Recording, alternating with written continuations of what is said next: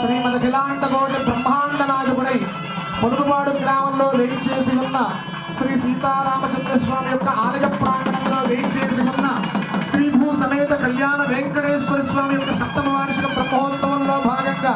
దేవదేవేల యొక్క కళ్యాణ మహోత్సవంలో తమ దాసానుదాసులు భక్తులు స్వామివారికి భక్తిపూర్వకంగా నమస్కరించి సమర్పించినటువంటి పట్టు మధుపర్క వస్త్రధ్వజం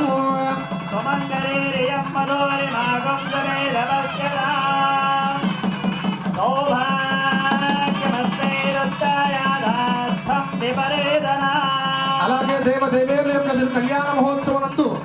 శ్రీదేవి అమ్మవారికి భక్తులు భక్తిపూర్వకంగా నమస్కరించి సమర్పించినటువంటి పట్టు చీర మరియు రవికా సుమంగళి ద్రవ్యములు